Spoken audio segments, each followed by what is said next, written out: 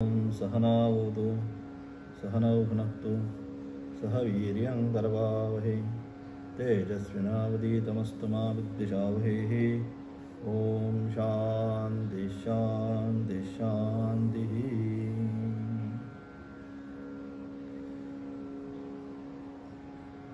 मला वाटतं सूचनेमध्ये सगळ्यांना आपण सांगितलेलं आहे ऑडिओ आणि व्हिडिओ ऑफ असावेत, तर तेवढं सर्वांनी सहकार्य करावं। या ठिकाणी कठोपनिषद यम आणि नचिकेता असणारा या ठिकाणी संवाद आणि त्या अनुषंगाने आपण भाष्याला कालच्या पाठामध्ये आरंभ केलेला आहे। नवीन साधकांसाठी भाष्य एकदमच नवीन असल्यामुळे काय होईल, थोडंसं लक्षात येणार नाही त्यांच्या पटकन, आणि त्यासाठी काय प्रक्रियेतनं जे ग्रंथ आहेत पहिले काही शब्दांची ओळख ज्याला म्हणतो आपण, उजळणी किंवा काही शब्दांची ओळख व्हायला लागते। मग ओळख झाल्यानंतर लगेच लक्षात येतं साधन चतुष्टय म्हणजे काय, अधिकारी काय, संबंध काय, विवेक काय, वैराग्य काय, या सगळ्या गोष्टींची ओळख झाली की मग काय पुढे आपल्याला काय होतं, शिकायला सोपं पडतं। परंतु आता या ठिकाणी सहजतेनं काल आपण उपनिषद आरंभ केला आणि सारासार कालचं जे भाष्य आहे किंवा आजचं जे थोडंसं आपण भाष्य जे पाहणार आहोत त्या सर्व भाष्याच्या माध्यमातून यांनी काय सांगण्याचा प्रयत्न केला, तर या सर्व भाष्याच्या माध्यमातून या ठिकाणी यांनी उपनिषद हा जो शब्द आहे, हा उपनिषद शब्दाची व्याख्या, उपनिषद म्हणजे काय त्याची फोड करून उपनिषद म्हणजेच ब्रह्मविद्या हे या ठिकाणी सांगण्याचा त्यांनी प्रयत्न केला। म्हणून उपनिषद शब्दाची या ठिकाणी त्यांनी काय केली, फोड करून व्याख्या केली। मग उपनिषद म्हणजे काय, तर उप आणि नि हे काय झाले, उपसर्ग, उप नि उपसर्ग पूर्वक क्विप तिथं प्रत्यय आणि सद हा त्या ठिकाणी असणारा धातू। मग सद धातू काय, विशरण, गती आणि अवसाधन। सद हा धातू आहे, धातूपासून रूप तयार होतं। मग त्या धातूचं रूप काय, तर त्या ठिकाणी त्या सद धातूचे तीन प्रकारचे अर्थ सांगितले। एक विशरण, विशरण म्हणजे काय, नाश करणे। मग काय करतंय हे उपनिषद, जी अविद्या आहे त्या अविद्येचा नाश करण्याचा प्रयत्न किंवा त्या अविद्येचा नाश करतं उपनिषद, हा सत शब्दाचा अर्थ। दुसरा सांगितलं गती, गती म्हणजे घेऊन जाणे। गती शब्दाचा आपण सर्वसामान्य आपल्या व्यवहारामध्ये काय म्हणतो, त्याची गती, गती म्हणजे काय, घेऊन जाणे। मग हे काय करतं उपनिषद, आम्हाला घेऊन जातं। कुठे घेऊन जातं, आम्हाला ब्रह्मापर्यंत, ब्रह्मभावापर्यंत। जे जीवभाव जो आता आम्ही मानत आहोत या जीवभावाकडून ब्रह्मभाव जो आहे त्या ब्रह्मभावापर्यंत घेऊन जाण्याचं जे कार्य, जी साधना आहे मध्ये अलग अलग साधक, साधना आणि साध्य या तीन गोष्टी आहेत आपल्याकडे। आता आज काय झालं, अलीकडच्या काळामध्ये आपण सगळ्या या गोष्टी ज्या आहेत, हे पर्टिक्युलर जे शब्द आहेत ते सगळे आपण विसरत चाललो। आपण साधक आहोत, आपल्याला साधना करायची आहे, आपलं साध्य आहे काहीतरी जीवनामध्ये, ते साध्यापर्यंत पोहोचायचं आहे। साधकाला जर साध्यच माहिती नसेल तर मग कितीही आपण जन्मभर साधना केली तरी त्याचा उपयोग नाही। कुठंपर्यंत जायचंय, मला इथून पुण्याला जायचं हे ज्यावेळेस माझं साध्य निश्चित होईल त्या अनुरूपच मी जर चाललो, इथून बाहेर पडेल, समजा पौडला जाईल, भुकुम पिरंगूट करत कोथरूडपर्यंत जाईल आणि तिथनं पुण्यामध्ये पोचेल, म्हणजे साध्य पुणे। त्याप्रमाणे साधकाचं साध्य काय, ते पहिलं देव पहावयासी आलो, ते देव होऊनी ठेलो, हे साध्य आहे। मला काय बनायचंय हे महाराजांनी पहिलंच जाणून घेतलं।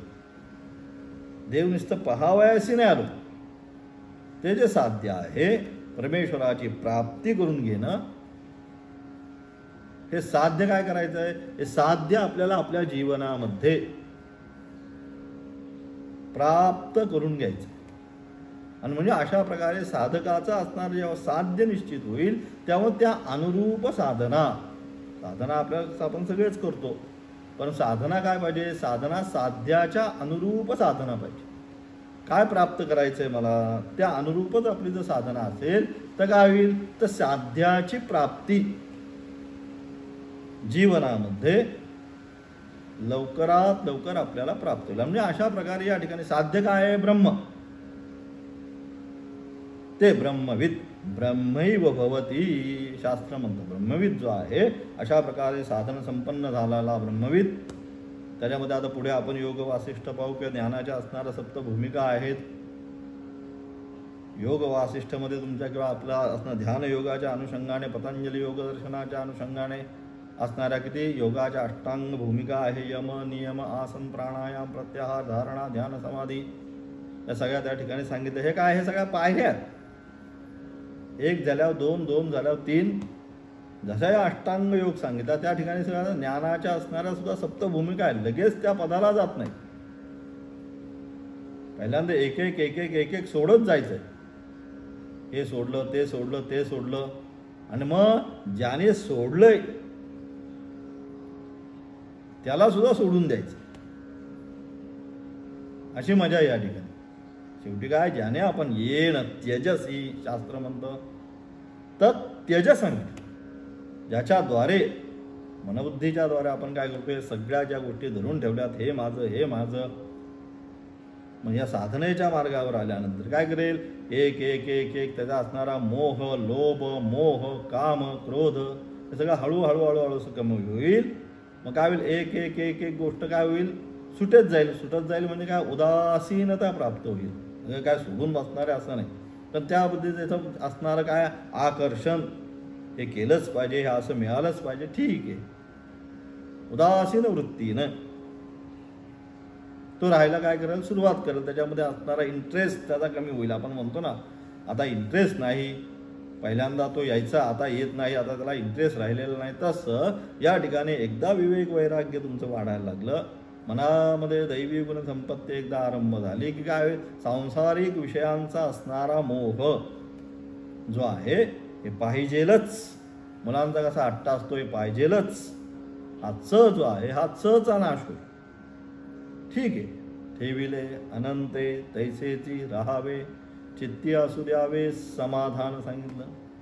ठेविले अनंत तैसेची राहावे, ज्याप्रमाणे परमेश्वराने आम्हाला ठेवलेलं आहे त्या अनुषंगानेच जे प्राप्त परिस्थिती आहे, परिस्थिती बदलण्याचा प्रयत्न नाही करणार. चित्ती असू द्यावे समाधान सांगितलं. चित्तामध्ये काय पाहिजे, समाधान पाहिजे. आहे त्या प्राप्त वस्तूमध्ये ठीक आहे, काही हरकत नाही. परिस्थिती बदलण्याचा प्रयत्न केला की मग सगळं काय होतं, आंतरिक जी रचना आहे कोणाची, अंतःकरणाची, मग हे पाहिजे, ते पाहिजे, मग प्रेशर, हे ते, हे सगळं जे काय आहे, बरोबर आहे. आता जे सगळ्यांमध्ये आपण पाहत आहोत, BP वाढला आहे, शुगर वाढली आहे का, च्यापेक्षा अधिक.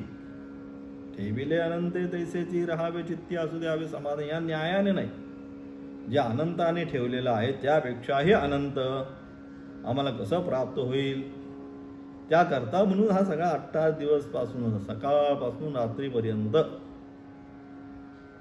त्या ठिकाणी तो करत जा. आणि म्हणून मग काय, हे 8 तासापायी मग हे सगळं आपण म्हणतो मग की आता सध्या काय, एवढे BPचे पेशंट झालेत, एवढे हार्ट अटॅक यायला लागला आहे, प्रेशर च्यापेक्षा अधिक मिळवायचं म्हटल्यानंतर तेवढं धावणं आहे. आणि ते असणारं जे हृदय आहे ते तुमचं तेवढंच आहे, एवढंच आहे छोटंसं त्या ठिकाणी. हां, त्याच्यावर येणारं प्रेशर सारखं सातत्याने, सकाळी उठल्यापासून जे प्रेशर असतं ते रात्री जेव्हा झोपेल तो 2-1 तास, तेवढंच प्रेशर त्याचं रिलीज होतं. आता संघर्षच आहे, अधोपदी संघर्ष आहे. अशा अनुषंगाने मग काय, मग ते तरी किती काम करणार बिचार. म्हणून अशा प्रकारे च्यापेक्षा अधिकची जी इच्छा आहे, वॉन्ट्स अधिक, नीड नाही. इंग्लिशमध्ये 2 शब्द जे सांगितले आहे, काय, एक वॉन्ट्स आणि एक नीड. नीड कशाला म्हणतो, नीड म्हणजे आपली असणारी गरज. नीड शब्द आता इंग्लिशमध्ये अर्थ गरज. गरज काय, अन्न, वस्त्र, निवारा, ही काय, हे आपली गरज आहे. आणि वॉन्ट्स च्यापेक्षा अधिक काय, बंगला पाहिजे. बंगला किती, 1 कोटीचा बंगला पाहिजे, 50 लाखाची गाडी पाहिजे, 4 नोकर पाहिजे, असं पाहिजे, तमक पाहिजे, खायला पाहिजे, असं झालं पाहिजे, तसं, हे सगळ्या वॉन्ट्स आहेत. या ज्या वॉन्ट्स चालू होतात त्यावेळेस काय होतं, मग प्रेशर वाढायला लागतं. नीडमध्ये प्रेशर वाढत नाही. ज्या गरजा आहेत त्या मूलभूत गरजा आहेत त्या परमेश्वर सगळ्यांना देतो. लांड कुठे ब्रह्मांडामध्ये काय फक्त मनुष्यच आहे का? आपण समजा भारताची असणारी लोकसंख्या 140 कोटी आपण धरली तर एवढेच आहेत का? त्यापेक्षा किती बारीका त्या ठिकाणी आपलं लक्ष जात नाही. एवढे कृमी, कीटक, पिपिलिका, मुंग्या, बारीक बारीक किडे, काय काय काय नाही ना, नानाविध प्रकारची सृष्टी निर्माण केलेली आहे. या संपूर्ण सृष्टीमध्ये फक्त मनुष्य प्राणीच असा आहे की तो काय करतो, तो आत्ता जरी सकाळी खाल्लं तरी दुपारची साठवणूक करतो, संध्याकाळची साठवणूक करतो. बाकीच्या प्राण्यामध्ये साठवणूक आहे का? जेव्हा भूक लागेल तेव्हा ते बाहेर पडतात. परंतु या सगळ्यांची जी व्यवस्था आहे का, असं कोणी आहे का, सिंह आहे, वाघ आहे की तो आपल्या ह्याच्यामध्ये लहान वयामध्येच मरण पावला, ते त्यांचं संपूर्ण आयुष्य जे असेल 30, 40, 50 काय वर्ष पूर्ण जगूनच मरतो. सगळ्यांची परमेश्वराने या सृष्टीचक्रामध्ये व्यवस्था छानपैकी करून ठेवलेली आहे त्या ठिकाणी. आणि म्हणून अशा अनुषंगाने मग काय केलं पाहिजे, नीड ज्या अपेक्षित आहे, अन्न, वस्त्र, निवारा ज्या अपेक्षित गरजा आहेत त्या परमेश्वर सगळ्यांच्याच देतो. म्हणून योगक्षेमम वहाम्यहम मागच्या पाठाला तो अर्थ सांगितला. अप्राप्तस्य प्राप्ती योग, प्राप्तस्य रक्षणम क्षेम सांगितलं त्या ठिकाणी. योगक्षेम म्हणजे काय? जगद्गुरु आद्य शंकराचार्य भाष्य करतात, अप्राप्तस्य प्राप्ती, जी वस्तू आपल्याला नाही ती प्राप्त करून देणं म्हणजे योग. आणि क्षेम म्हणजे तस्य रक्षणम, प्राप्त निस्ती वस्तू केली की होतंय का, तिचं रक्षण पण केलं पाहिजे. पण आपण सर्वसामान्य मनुष्य जो आहे, लौकिक मनुष्य आणि साधक यांच्यामध्ये फरक आहे. साधक अप्राप्त परमेश्वराने यथा प्राप्त केले त्या परिस्थितीमध्ये परिस्थिती बदलण्याचा प्रयत्न करत नाही, आणि लौकिक परिस्थिती बदलण्याचा प्रयत्न करतोय. म्हणून सगळी दुःख आहेत. गाडी नव्हती, गाडी प्राप्त करून घेतली. 4 व्हीलर घ्यायची, 4 व्हीलर घ्यायची म्हटला, 25 लाखाची गाडी आणली, 10 लाख भरले, 15 लाखाचा हप्ता करून घेतला. हप्ता आला जवळजवळ 20-25 हजार रुपये. मग काय झालं? आणि नुसती गाडी घेऊन सुख आहे का? एकच दिवस सुख आहे, छानपैकी चक्कर मारून आले सगळीकडनं. दुसऱ्या दिवशी पासनं दुःख, कुठं उभी करायची, काय करायचं, काय नाही करायचं, धक्का लागेल, अमुक लागेल, तमुक लागेल, सगळं पुन्हा दुःख. म्हणजे काय?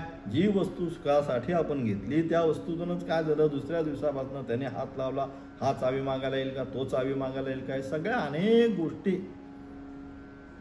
म्हणजे काय केलं, आपण आपला संसार वाढवत राहतो. साधक तसं नाही, कमी कमी याच्यामध्ये आपल्याला कसं राहता येईल हे साधक पाहतो. गरजा आपल्या कमी केल्या पाहिजे. गरजा जेवढ्या वाढणार तेवढ्या वाढतच जाणार. जसं अग्नीमध्ये जेवढं तुम्ही तूप टाकाल तेवढा अग्नी प्रज्वलित होणार, तसंच हे या मनामध्ये चंचल आहे. ते चंचल मिहिमन कृष्ण प्रमाथी बलभदृढम सांगितलं त्या ठिकाणी. कसं आहे मन? अत्यंत चंचल, सातत्याने मरकट मन सांगितलं आहे. माकड जसं असतं बघा तुम्ही, माकड कधी तुम्ही पाहिलं का? कुठलं माकड ध्यान करत बसलंय? अत्यंत चंचल, एका एका क्षणाला मान इकडे करेल, तिकडे करेल, हात वर करेल, खाली करेल. जसं माकड आहे, मरकट आहे, ते जसं अत्यंत चंचल असतं, एक क्षणभर सुद्धा स्वस्थ बसणार नाही, तसंच हे मन आहे. हे काय? सातत्याने हे पाहिजे, ते पाहिजे, अमुक झालं, तमुक झालं, नानाविध सातत्याने त्याच्या मनामध्ये काय असतात? सगळी चिंता. अशा सातत्याने असणारी चिंता, काम, क्रोध, लोभ, त्याच्या अनुषंगाने काय? मग त्याच्या असणाऱ्या अंतःकरणाची जी वृत्ती आहे ती काय? स्थिर होत नाही, अस्थिर राहते. पाण्यामध्ये प्रतिबिंब तेव्हाच दिसतं. कधी दिसतं? पाणी जेव्हा पूर्ण शांत होतं, कुठल्याही प्रकारचा तरंग पाण्यामध्ये निर्माण होत नाही, त्याच वेळेस काय होतं? पाण्यामध्ये आपण आपलं प्रतिबिंब पाहू शकतो. तरंग असेल तर प्रतिबिंब दिसणार नाही पाण्यामध्ये. तसंच या ठिकाणी सुद्धा अंतःकरणामध्ये निर्माण होणारे हे सगळे तरंग, काम क्रोध, हे पाहिजे ते पाहिजे, अमुक करायचं तमुक करायचं, असं झालं तसं झालं, हे सगळे काय, हे सगळे सगळे तरंग आहेत अंतःकरणामध्ये निर्माण होणार. आणि सर्वच्या सर्व जे तरंग आहेत हे सर्वच्या सर्व तरंग जोपर्यंत शांत होत नाही तोपर्यंत त्याच अंतःकरणामध्ये दुसरीकडे कुठे जायचं नाही. यह चेद वेदी आता सत्यमस्ती न चेत इह अवेदी महती विनष्टी. इथंच जाणायचं आहे. जाण्याला काय दुसरीकडे कुठे जायचं नाही. इकडे गेला जाणलं, तिकडे गेला जाणलं, काही नाही. ज्या ठिकाणी ठाईचं बसवणी करा एक चित्त सांगितलं. जिथं आहे तिथनंच सुरुवात. मग अमुककडे जातो तमुककडे जातो, असं करतो तसं करतो. संतांनी सुद्धा तेच सांगितलं, महात्म्यांनी सुद्धा तेच सांगितलं, ऋषींनी सुद्धा तेच सांगितलं. इह चेद वेदी ठाईचं बसवणी करा एक चित्त आळवी अनंत आळवावा. की अशा प्रकारे त्याच ठिकाणी बसून काय केलं पाहिजे, म्हणजे असणाऱ्या अंतःकरणामध्ये येणारे इतर जे तरंग आहेत ते तरंग एकदा शांत होऊन जातात. त्याच ठिकाणी त्याच अंतःकरणामध्ये दुसरीकडे नाही. जेव्हा जसं पाणी त्याच पाण्यामध्ये एकदा शांत झाल्यामध्ये तिथेच जसं स्वतःचं स्वरूप स्पष्ट दिसतं, अगदी तसंच या ठिकाणी अंतःकरणामध्ये असणारे सगळे दुर्गुण ज्यावेळेस शांत होतात, नाश पावतात, त्यावेळेस त्याच ठिकाणी ते आत्मतत्व स्पष्टपणे दिसतं. जय जय सुसंवेद्या आत्मरूपा. माऊली म्हणतात ते सुसंवेद्य स्वरूप जे असणारं आत्मतत्व आहे ते बाहेर कुठेही नाहीये. ते याच ठिकाणी इथंच अनुभवायचं. कुठे शोधिशी रामेश्वर आणि कुठे शोधिशी काशी. हृदयातील भगवंत राहिला हृदयातून उपाशी सांगितलं. बाहेर आपण सगळीकडे पाहतोय, पण जिथं पाहतोय पाहायचंय तिथे पाहत नाही. कुठे इथेच आहे. जसं पहिल्यांदा आमच्या वेळेस आता आहे का नाही हिंदीच्या मध्ये एक धडा असायचा, मामाजी की ऐनक. ऐनक म्हणजे चष्मा, त्यांचा आजोबांचा असणारा चष्मा. अलग मग काय आता चष्मा विसरला आजोबाने. सगळ्या घरामध्ये बघतात माझा चष्मा विसरला, माझा चष्मा विसरला. सगळं घर खाली वर सगळं पालतं करत बसले. एकटे होते ज्यावेळेस घरामध्ये त्यावेळेस सगळीकडे बघत बसले. चष्मा काही सापडायला मागत ना. कुठे ठेवला, ज्या ज्या ठिकाणी जाऊन आले गॅलरीत बघतात, खुर्ची बघतात, टी व्ही बघतात, किचनमध्ये गेले, सगळीकडे शोधला, चष्मा काही सापडला नाही. मग काय, काही वेळानं मंडळी गेली होती पूजेला बाहेर, ती घरामध्ये आली. घरानंतर आल्यानंतर अगं माझा चष्मा हरवला म्हटले आपल्या पत्नीला. चष्मा हरवल्यावर ती म्हणते अहो चष्मा हरवला कुठला आहे, चष्मा कुठे, चष्मा तुमच्या डोक्यावरच आहे. चष्मा कुठे असा वर करून ठेवला, त्यांना लक्षातच नाही. आता वृद्धावस्था आली. तसं आहे आपलं, तुझा आहे तुझं पाशी परी जागा विसरलाशी. आपल्या पाशीच आहे. काय झालं, फक्त जागा विसरलोय आपण. काय करतोय, जिथं पाहायचंय तिथं पाहत नाही, आणि जिथं सापडत नाही तिथं पाहायचा प्रयत्न करतो. अंतस्थ आत्मान अजम न दृष्ट्वा रमंती मूढा गिरिगंभरेषु सांगितलं. अंतस्थ आत्मानम अजम न दृष्ट्वा. या ठिकाणीच शास्त्र म्हणतो, मंत्र म्हणतो. न दृष्ट्वा, त्याला न पाहता आपण काय करतोय, सगळीकडे इकडे धाव तिकडे धाव, इकडे पहा तिकडे पहा, पण आहे कुठे, इथेच आहे. एवढंच लक्षात घ्यायचं. म्हणजे अशा जे आत्मतत्व आहे त्या आत्मतत्वापर्यंत घेऊन जाण्याचं सांगितलं. सद्धातूचे इथे 3 जे अर्थ सांगितले. त्याच्यामधलं विशरण म्हणजे काय, नाश करताय, अज्ञानाचा नाश करणं. उपनिषद शब्दाची व्याख्या झाली, त्याच्यावरनं आपलं हे सगळं चाललंय. उपनिषद हा जो शब्द आहे हा कसा बनला, उप नि की प्रत्यय आणि सद्धातूचे 3 अर्थ सांगितले. विशरण म्हणजे नाश करणे, दुसरा गती म्हणजे पोहोचवणे, आणि तिसरा अवसाधन. अवसाधन म्हणजे शिथिल करणे. गाठ जी असते आपण काय करतो, शिथिल करतो. आता समजा गाईला बांधलंय, कुत्र्याला बांधलंय, मग आपण काय सोडायच्या वेळेस काय ती शिथिल करतो, म्हणजे काय सोडतो. तसं काय करतात ही उपनिषद, ही ब्रह्मविद्या काय शिथिल करतात, ते संसाराने जी पक्की गाठ बांधून ठेवली आहे ना, चित्त आणि जड ग्रंथी, ज्याला आपण म्हणतो बंधनापासून उकलली गाठी, देता आली मिठी सावकाश सांगितलं महाराजांनी. बंधनापासून उकलली गाठी सांगितलं, हीच ग्रंथी चित्त आणि जड ग्रंथी ज्याला आपण शास्त्रीय भाषेमध्ये काय सांगितलं शास्त्राने. ग्रंथी ही काय करते, चित्त आणि जड या असणारी, काय तो असणारा परमेश्वर असणारा कसा सच्चिदानंद स्वरूप असताना सुद्धा काय अज्ञानामुळे स्वतःला काय जीव या संज्ञेमध्ये घालतो. मग ती जी ग्रंथी आहे ती ग्रंथी कोणती, अज्ञान ग्रंथी. त्याला म्हणतात स्थूल शरीर, सूक्ष्म शरीर आणि कारण शरीर. तीन प्रकारचे आपल्याकडे शरीर सांगितले. स्थूल म्हणजे जे आपण बाहेर पाहतो, आता जी हालचाल होते, हे होते, हे सगळं काय आपलं स्थूल शरीर. याच्या आतमध्ये एक सूक्ष्म शरीर आहे, ज्याला आपण अंतःकरण म्हणतो. मग जातो कोण, सूक्ष्म शरीर जातं. जीव जातो, जीव जातं आपण म्हणतो.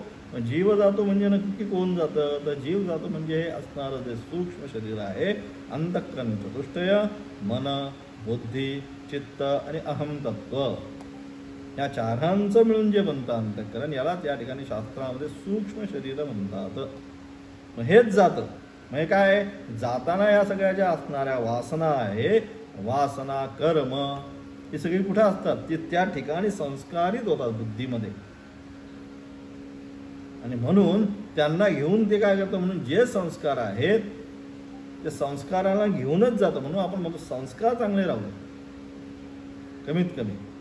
शुचीनाम श्रीमताम गेहे योगभ्रष्टो विजायते सांगितलं की संस्कारामुळे जातं. एकदा संस्कार याच्यावर चांगले पडले त्या अंतःकरणावर की ते पुढे कुठेही वेळा वाट चालवू दे, तो तिथूनच परमार्थ चालू करतो. लहानपणापासूनच ध्रुव असेल, प्रल्हाद असेल, कोणी सांगण्याची गरज पडली का, लहानच 8च वर्षाचा आहे, सगळ्यांना नारायण नारायण नारायण नारायणाचा उपदेश करत बसतो प्रल्हाद.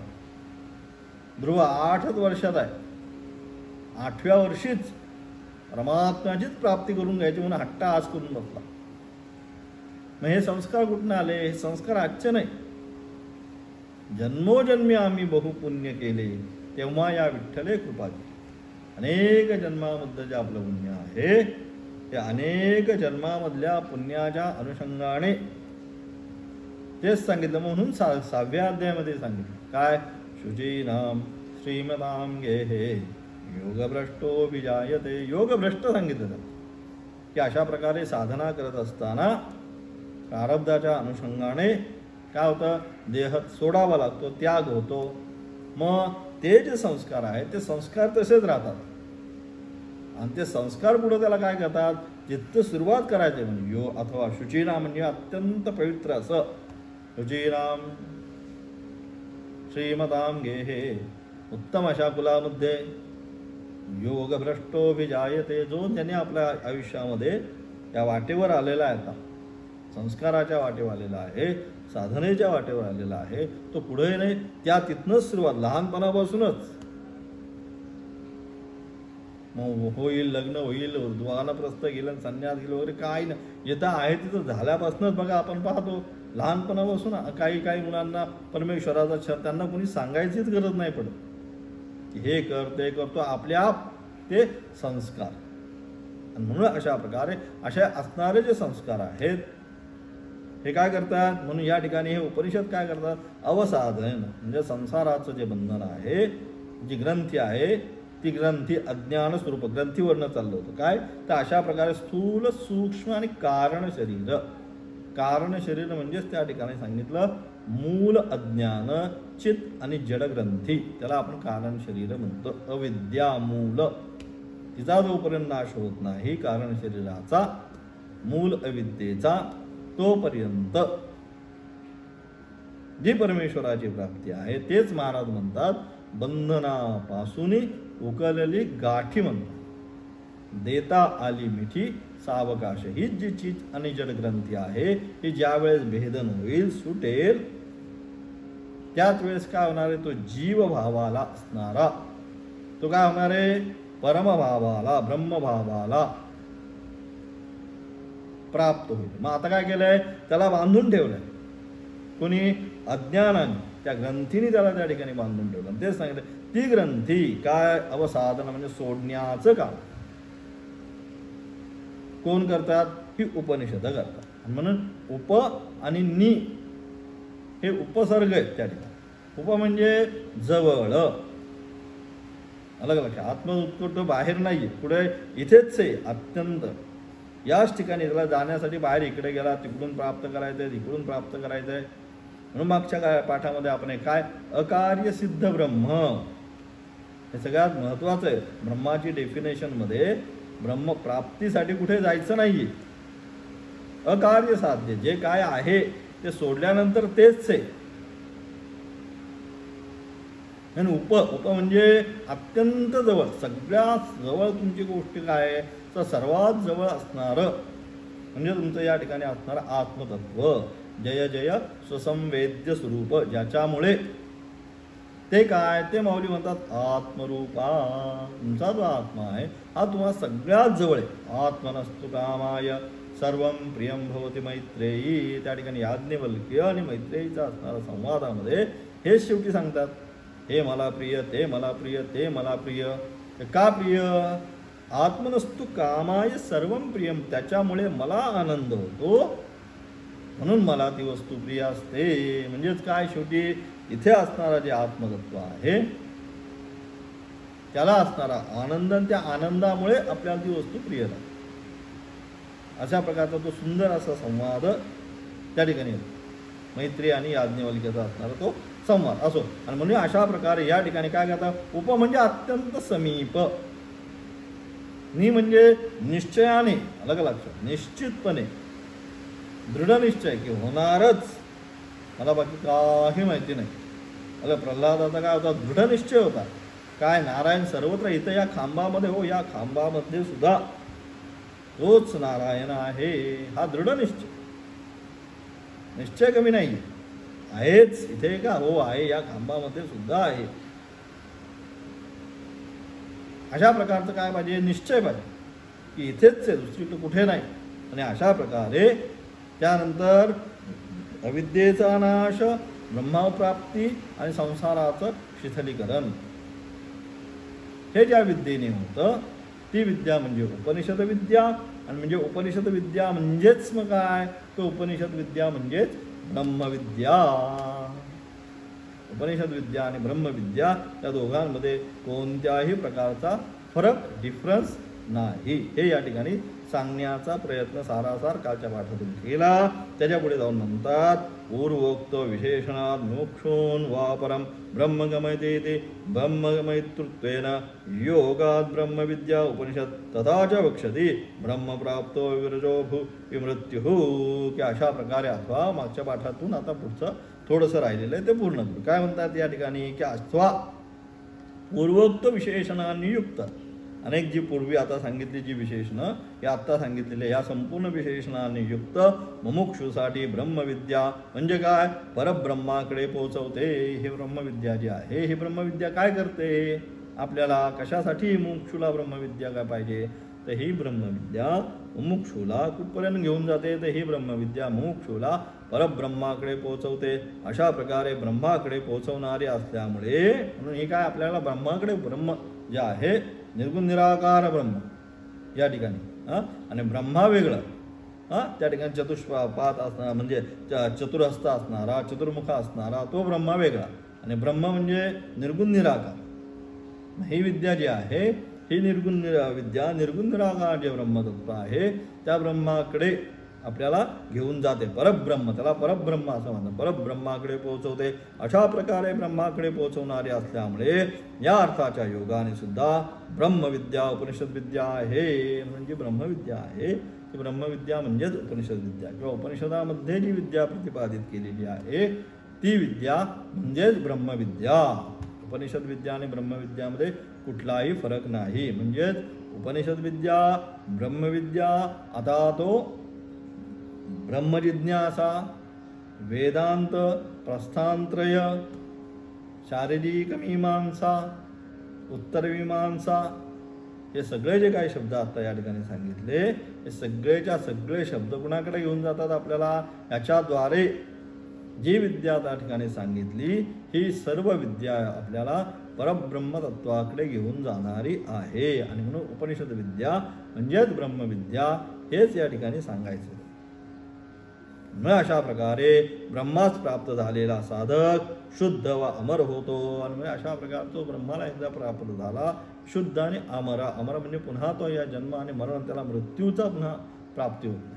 जन्म मरणाचा जे फेरा आहे त्याच्यामध्ये पुन्हा तो येत नाही. न तस्य प्राणाः उत्क्रमन्ति शास्त्रम. त्याचे प्राण उत्क्रमण होत नाही. आता आपले प्राण काय होतात? उत्क्रमण होतात. उत्क्रमण म्हणजे आपण जातो या लोकातनं त्या स्वर्ग लोकात असेल, वरती असणारे 7 लोक आहेत. कुठल्या तरी लोकामध्ये आपण जे प्राण उत्क्रमण होतात. पण याचे जो ज्ञानी आहे ज्याने तत्त्वज्ञान ब्रह्मज्ञान प्राप्त करून घेतलेलं आहे त्याचे प्राण या ठिकाणी उत्क्रमण होत नाही. मग काय होता? अत्र एव प्रलीयते. शास्त्र म्हणतं या ठिकाणी ते पंचतत्व आहे परमेश्वराचं जे तत्व आहे त्याच्यामध्ये काय होतं? विलीन होऊन जातं. आता जशी नदी एकदा समुद्रापाशी गेल्यानंतर काय होते? समुद्रच होते. समुद्रामध्ये विलीन होऊन जाते. समुद्रच होते. समुद्राच्या व्यतिरिक्त काही होत नाही. तसं हा जीव एकदा ब्रह्मभावाला प्राप्त झाल्यानंतर काय होतं? ब्रह्मविद ब्रह्मैव भवती. तो ब्रह्मच होतो. एव सांगितलं ब्रह्मविद जो आहे की अशा प्रकारे ज्याने हे ज्ञान प्राप्त करून घेतलं आहे, ज्याने ही उपनिषद विद्या आपल्या जीवनामध्ये प्राप्त करून घेतलेली आहे तो कोण होतो? तो ब्रह्मच होतो. ब्रह्मच आलंच पाहिजे आपण म्हणतो. तर या नाही आलंच म्हणतो तसं या ठिकाणी ब्रह्मच होतो. दुसरं काही होत नाही. आणि अशा प्रकारे पुढे काय होते? श्रुती सुद्धा सांगते. म्हणजेच उपनिषद विद्या म्हणजेच ब्रह्मविद्या हे या ठिकाणी 3ऱ्या वरामध्ये सांगितलं. 2ऱ्या वरामध्ये जी अग्निविद्या सांगितली ती सुद्धा अग्निविद्या प्राकर्षण अनुषंगाने पुढे घेऊन जाते. ती सुद्धा ब्रह्माकडेच घेऊन जाते असं या ठिकाणी सांगण्यासाठी पुढचं व्याख्यान त्यांनी आरंभ केलं. कारण का चित्तशुद्धीनंतर भोग त्या ठिकाणी असणारे भोग प्राप्त केल्यानंतर स्वर्गादी लोकांमध्ये नंतर काय काय आहे? स्वर्ग लोकामृतम भजन्ते. ते झाल्यानंतर पुन्हा त्याचं पुण्य जे असेल पुण्य त्या ठिकाणी साचलेला असेल राहिलेला असेल बॅलेन्स असेल तो काय होतो? पुन्हा ब्रह्मलोकापर्यंत जातो. आणि कल्पांते सांगितलं हे कल्प सगळं संपलं म्हणजे कृत त्रेता द्वापार आणि कल या असणारी 4 युग या सगळ्याचा असणारा एक कल्प. त्या कल्पाला असणारा एक ब्रह्मा बरोबर तो त्या ब्रह्मलोकामध्ये राहतो. आणि त्या असा हा जो आहे स्वर्ग आदी लोकांमध्ये गेल्यानंतर त्याचा पुण्य संचय राहिलेला असेल तर ते जे आहे तिथं उपभोग घेऊन त्यानंतर पुन्हा त्या पुण्य संचयाच्या अनुषंगाने तो त्या ब्रह्मापर्यंत जातो आणि ब्रह्मलोकामध्ये स्थिर राहतो. आणि मग कल्पांते म्हणजे या संपूर्ण आता सृष्टीचं काय होणार आहे? प्रलय होणार आहे. आता काही राहणार नाही. परमेश्वर म्हणतो की आता काही ठेवणार नाही मी. सगळ्याचा सगळं काय करणारे? नाश करून टाकणारे. शेवटच्या ज्या काल स्वरूपामध्ये आल्यानंतर सगळ्या प्रलय सगळीकडे करून टाकणार. त्यावेळेस काय होतं? हे सगळे जे आहे ते ब्रह्मासकाशात जाऊन ब्रह्म त्यांना त्या ठिकाणी उपदेश करून सगळे मोक्षाला प्राप्त होतात. हे या ठिकाणी सांगितलं. 2री अग्निविद्या जी सांगितली नचिकेताने मागितली त्याचं थोडक्यात व्याख्यान केलं. काय म्हणतात? तर लोकादिर्ब्रह्मजज्ञ ये अग्निस्तद्विषया विद्या द्वितीयेन वरेण प्रार्थमानयाः स्वर्गलोका फलप्राप्ति हेतुत्वेन धर्मवास जन्म जरादिपद्रव वृन्दस्य लोकान्तरे मोह पुण्येन प्रवृत्तस्य अवसादयितृत्वेन शैथिल्यादपादनेन धात्वर्थेन योगादग्निविद्या इति उपनिषदादि इति उच्यते तथा च वक्षति स्वर्गलोकामृतम भजेन्ते. त्याचप्रमाणे 2ऱ्या वराच्या माध्यमातून जी अग्निविद्या प्राप्त करून घेतली ती काय? त्याचप्रमाणे जी अग्निविद्या भूभुव आदी हे असणारे 7 लोक भूभुव स्वहा महाजना तपाम सत्यम आपण म्हणतो 14 लोक सांगितले आपण. 14 भुवन धारिणे नमः. 14 म्हणजे 14 लोक. त्याच्यामधले आहे 7 लोक वर आहे आणि 7 लोक आपण म्हणतो खाली पाताळापर्यंत 7 लोक आणि 7 वर असे 14 प्रकारची भुवन किंवा 14 प्रकारचे लोक हे काय. मग ते हे जे आहे हे सगळे जे लोक आहे कोणापासून निर्माण झाले? तस्माद आत्मनः का आत्म्यापासूनच ब्रह्मापासूनच या सगळ्याची निर्मिती सांगितली. ते सांगितलं त्याचप्रमाणे जे अग्नी, भू, भुव, स्वादी हे सगळे जे लोक आहे, आदी लोकांनी पूर्वसिद्ध आहे, जे लोक ब्रह्मापासून उत्पन्न होतात, पण ज्ञात आणि ब्रह्माने ज्ञात होतात. ब्रह्माने ज्ञात होतात म्हणजे या ठिकाणी जसं आत्मतत्व आपल्याला प्राप्त होतं, त्याच वेळेस आपल्याला ते सगळे ज्ञात होतात. त्यांच्याशी संबंध असलेली अशा या सगळ्या वरच्या असणाऱ्या 7 लोकांशी संबंधित असलेली विद्या म्हणजे कोणती? अग्निविद्या. अग्निविद्या म्हणजे काय? होमादी, यज्ञकार्य आदी जी सांगितली ते यज्ञानी काय? यज्ञानी मग काय? पुण्य. परस्परम भावयंतः श्रेय परम वाप्स्यत सांगितलं. देवान भावयतानेन ते देवा भावयन्तु परस्परम भावयंतः श्रेय परम वाप्स्यत. तुम्ही काय करा? या यज्ञाच्या द्वारे त्या देवतांची उपासना करा. त्या देवता या यज्ञांच्याद्वारे तुमच्यावर प्रसन्न होतील. आणि काय? परस्परम भावयंतः. तुम्ही देवतांची आराधना करा, देवता तुमच्या प्रसन्न होतील. आणि देवता तुमच्या प्रसन्न झाल्यानं तुम्हाला जे अपेक्षित आहेत त्या वस्तू तुम्हाला प्राप्त करून मिळतील. म्हणजे अशा प्रकारे परस्परम भावयंतः एकमेकांचे तुम्ही काय करा?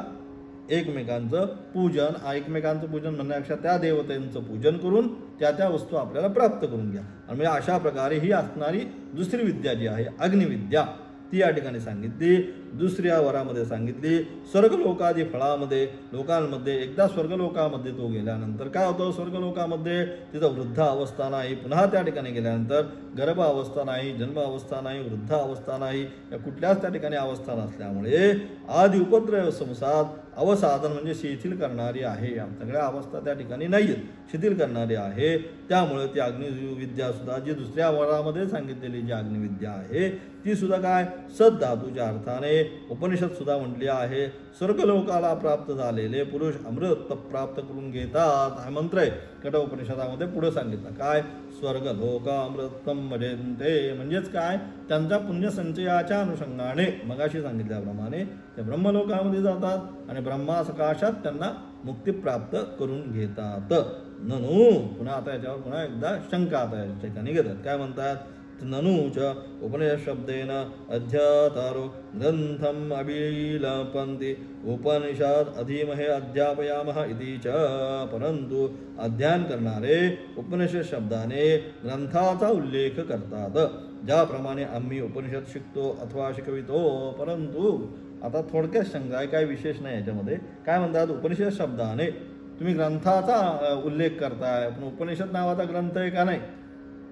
आता आपण काय म्हणतो? उपनिषद वर्ग. पण उपनिषद नावाचा ग्रंथच नाही तर उपनिषदाचा वर्ग कुठला चालू करता?